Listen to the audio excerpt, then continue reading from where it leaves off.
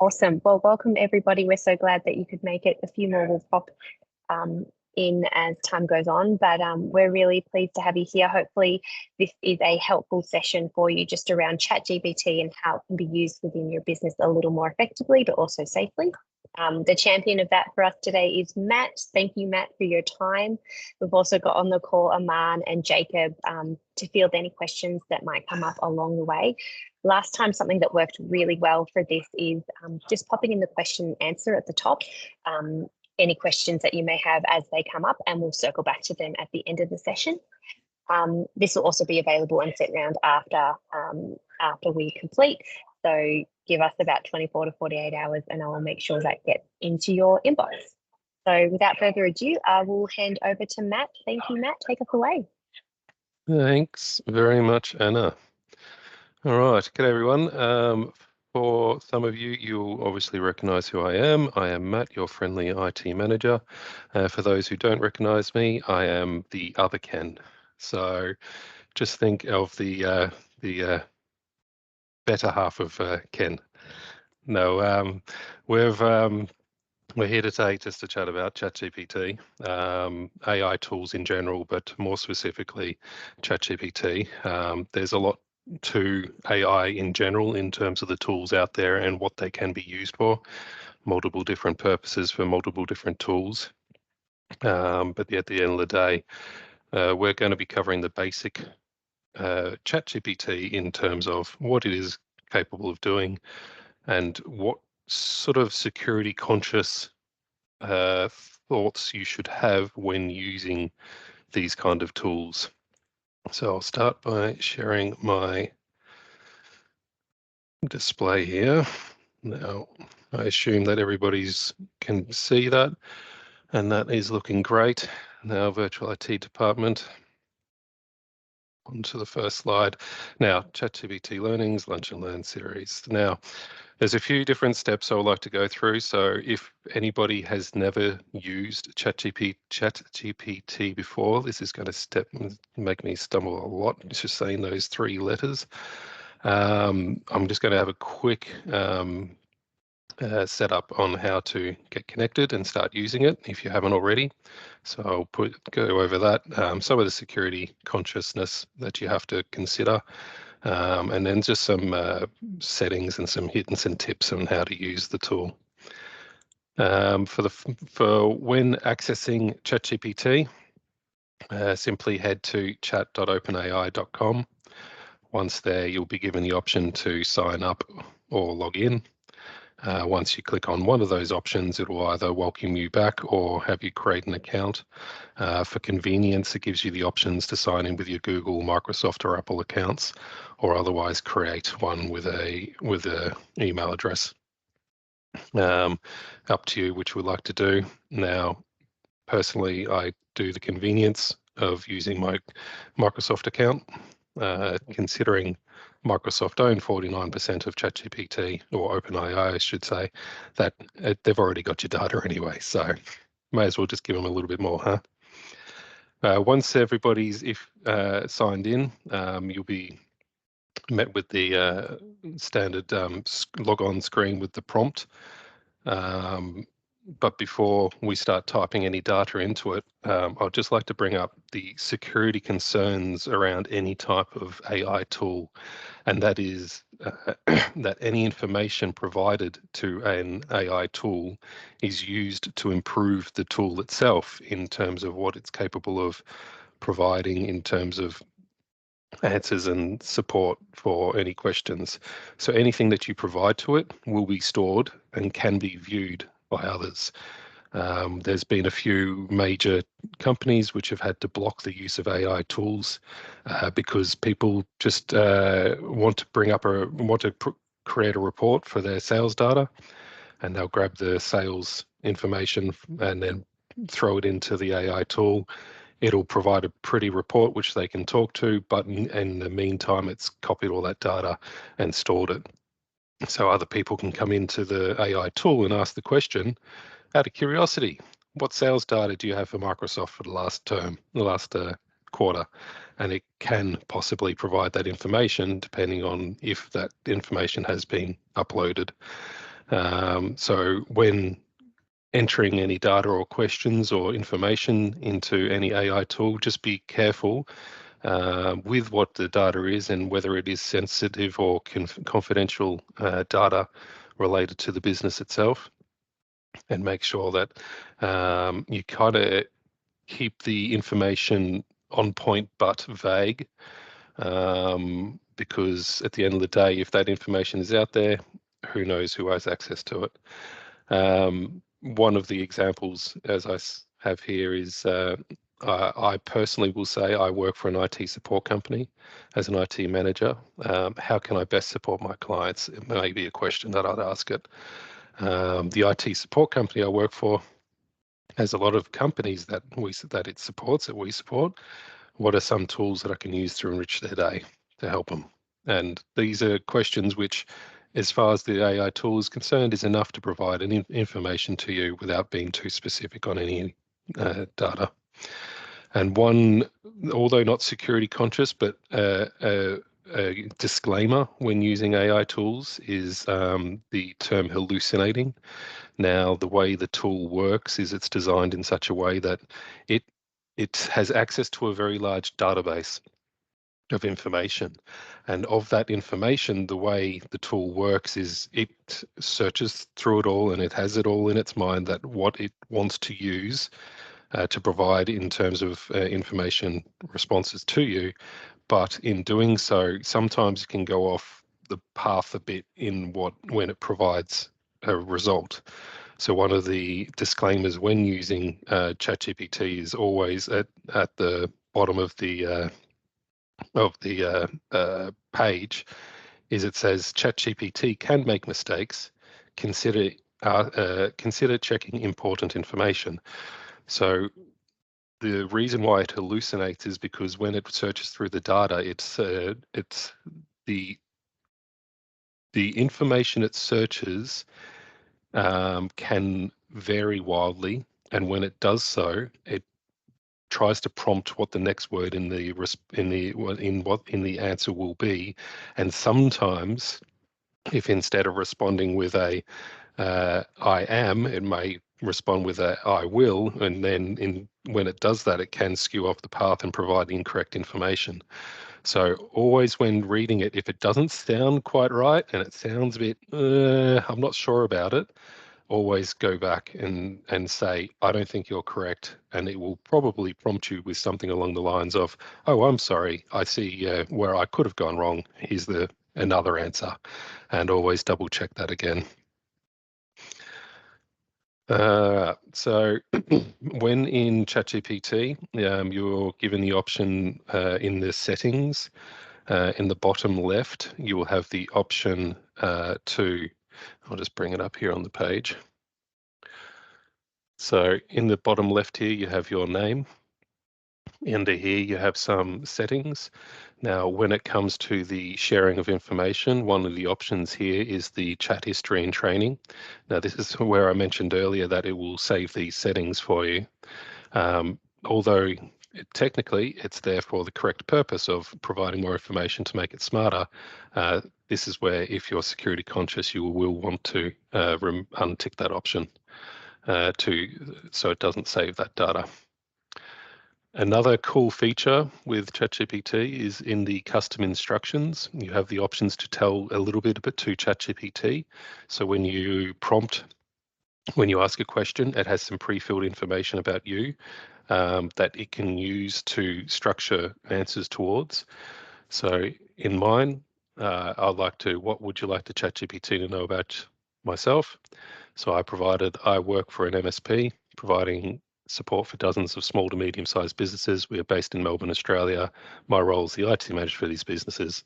I love my clients and I only want the best for them. So with that information, that should be enough. But when I ask a question to ChatGPT, it gives me the answers along those lines.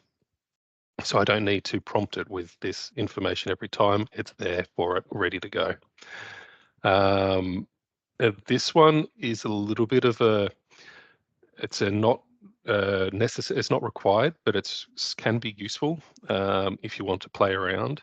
So it kind of asks you the question, you know, how would you like it to respond? Do you want it to provide professional answers, as though you're a part of the C-level team, exec team, or do you want it to be open? Do you want to be vague? Do you want to be specific? Do you want to concentrate on a particular area?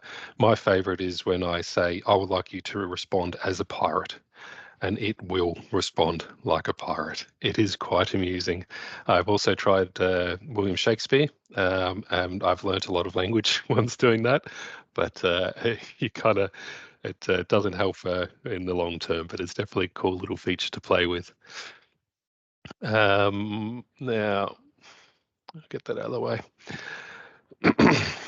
All right, so that's just a few things before you even get started. Now, when asking ChatGPT or any AI tool a question, there's a format that you will want to work towards.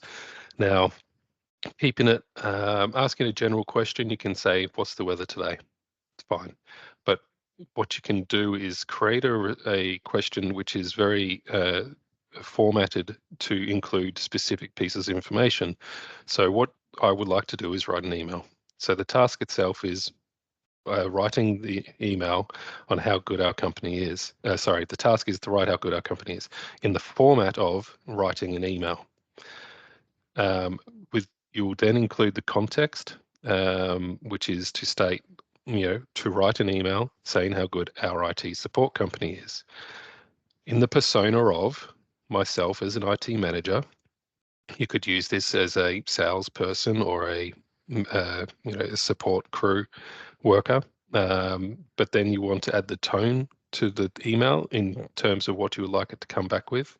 So as an IT manager, write an email saying how good our IT company is, but come across as polite and excited about what we can offer our clients. And then to provide it with a little bit more information, you can add, let's go back to it.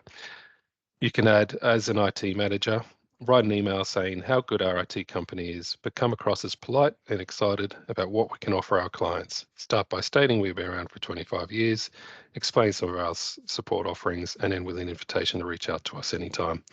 Now, once you copy this information into ChatGPT, which I'll just do so now.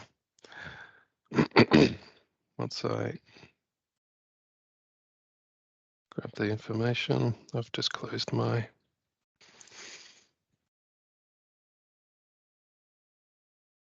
There it is.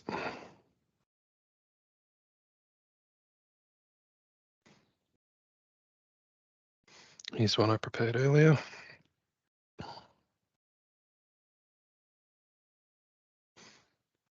Here.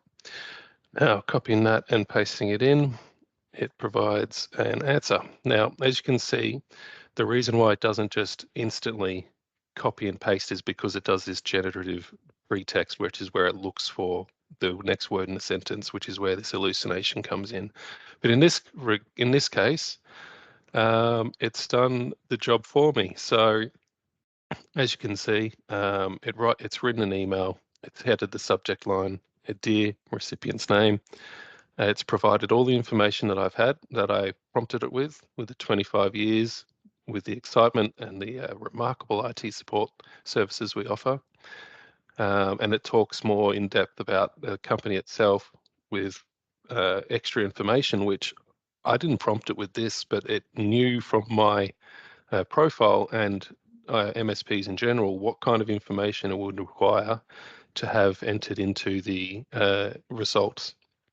So you can use this in terms of a marketing email, which you might want to send out to your clients and saying, we have an event coming up, you provide XYZ information, and it can do that for you. So having the options to have the prompt and the prompt format provide as much information as you can without going overboard. So you can, once that answer is provided, I can tweak it to suit as I see fit after that, depending on what you would want it to say. Now, that is obviously just one use of the tools of AI as a tool. You can do many other ask it many other questions, including information search, programming help, creative writing prompts, language translation, general advice, fun and entertainment. Obviously, tell me a joke there is one of them. A couple of my favorites is creating haikus. I always enjoy creating a nice little haiku here and there. One of my ones that I tried earlier today. Please write a haiku about how much I enjoy presenting ChatGPT to my clients. Tech wonders unfold, Melbourne's MSP pride, clients awe takes hold.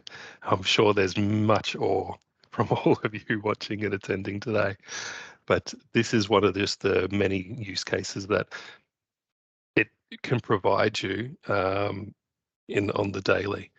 Now, one other option that I have is that I like to use is the Explain It Like I'm Five, the ELI5. Now, this is when you ask it, for example, what is the mystery of life? Oh, I'll create a new chat. It's still in haiku format. Is the actually, let's see, what is Bitcoin? Now, it's going to provide an answer. A lot of it's a bit confusing.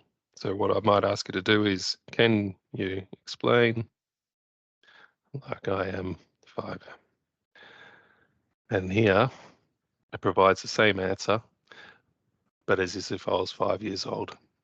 So sometimes there's subject matters which obviously I have an understanding of, but it's a little bit too much. So I like to get it to dumb it down for me. Sometimes I have those days where the coffee hasn't kicked in, and I like to make it a little bit simpler.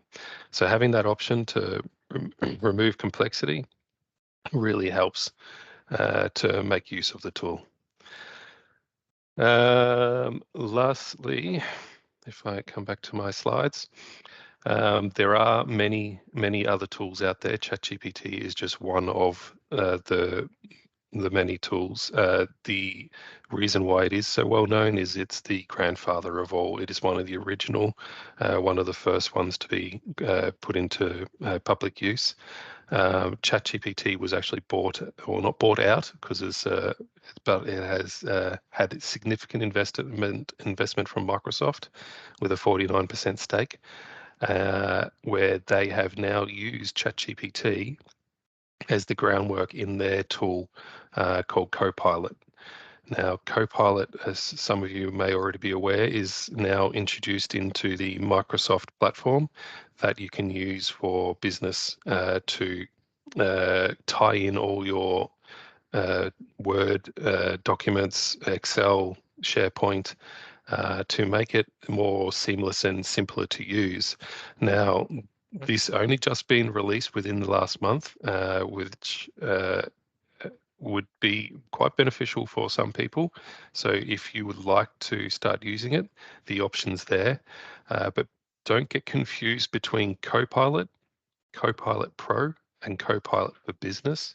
So they have the 3 tiers there. Copilot itself being the free for use for anybody with a Microsoft account, so your Hotmails and Outlooks. And then Copilot Pro being the paid version, which just gives you access to more features. And then there's the Copilot for Business, which is the one which is tied in directly to your SharePoint environment. The difference being that any data within the SharePoint environment is not shared externally. So it can have full access to your confidential information, knowing full well that it will not go out of the bounds of the tenancy itself. Some of the other tools out there, some of the popular ones is Google Bard, the Bing Chat, which I think they're actually in the process of rebranding as we speak to use the Copilot. So I've only just noticed on the weekend my start menu bar has actually changed to Copilot now, so that's interesting. But there's, like I said earlier, there's other tools. Some are image creators, there's slide creators. At the end of the day, the use cases are limited only by a person's imagination. One of my favorite is the image creators, and that's using the Bing creation tool, which I've used in the past, and it's actually quite fascinating, the tool itself, because it can provide images on the description that you provide it, and some of those images are just, you really wonder how they're even faked. It's unfathomable how good it is nowadays, and it's only going to get better. All right, I think I've waffled on enough. I'll now open up to questions. If anybody has any, I'll be quiet and let the others take over from here. No, that's fantastic. Thank you, Matt. And I've asked the team, both Aman and Jacob, to put on their cameras as well, because they're going to help us answer some of these questions, learning on from last time.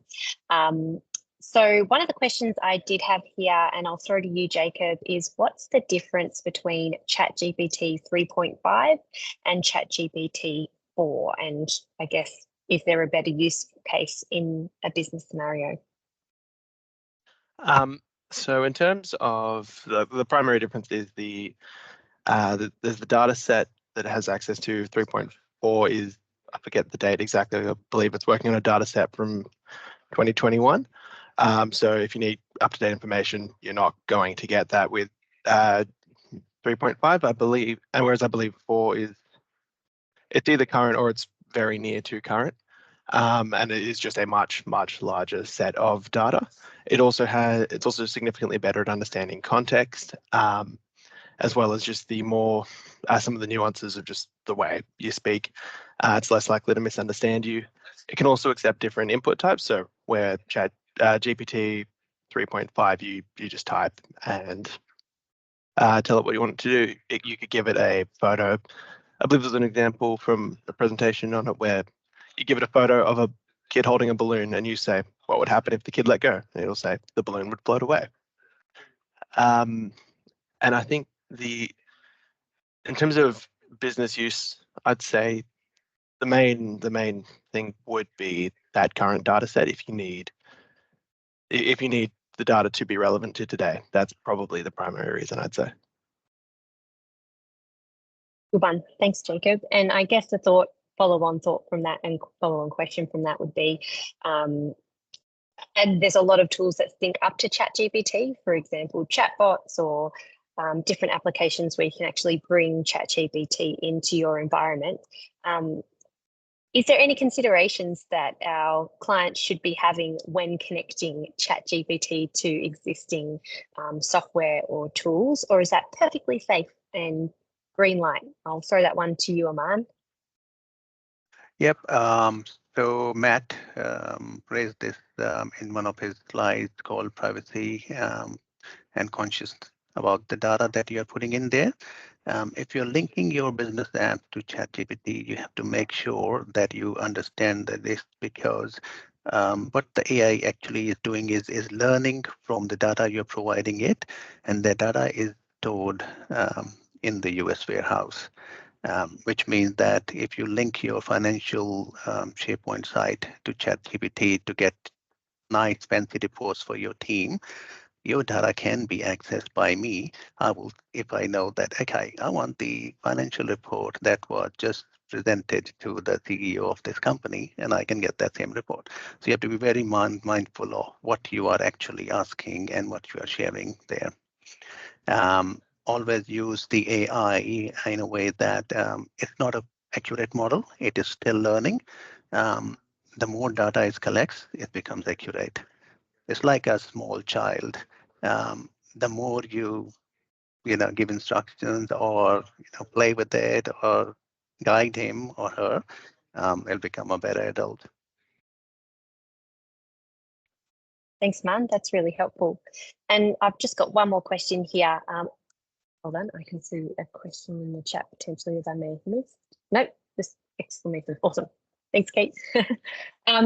Just one more question that before we wrap up, I guess, in terms of the verification of the data that is being provided, maybe Matt, you could speak to, I know you already have briefly, but are there certain things that our clients can do to cross-validate or verify what ChatGPT is saying? Because my experience is it sounds like it knows what it's talking about, right? And so you get this response, you're like, well, it must be true. Is there something they can do to make sure that we're using it with wisdom?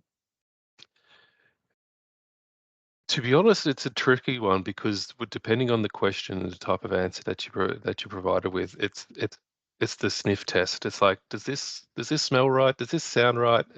I'm not too sure because there's times where the question is the answer will be very black and white, and you know for sure it will be X, Y, or Z.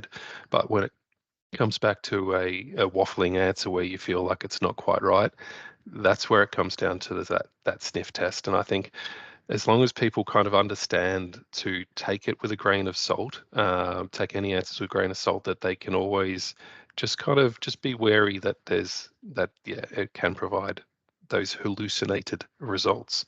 So trust but verify at the end of the day. If you're not sure, just double check, ask the same question again with a different connotation or different prompt, and then it can sometimes come with a different answer. And even if it doesn't, even if you don't feel happy with it, there's always Google. It's still around, hasn't left. So it's very true, very true. Awesome. Well, thank you everyone for joining us. Our next topic will be in March, and I'm trying to bend Liam's arm to do it on Copilot so that we can start to explore that with our client base more and more. Stay tuned for more information on that. But thank you for your lunchtime today. The recording will be circulated shortly. We hope it's been useful. Thank you, Matt, Aman, and Jacob for all the work that's gone into today. It's much appreciated, and we look forward to seeing you all at the next lunch and learn. thanks, Anna. Thanks, everyone. Thanks, Have guys. a great day. Bye.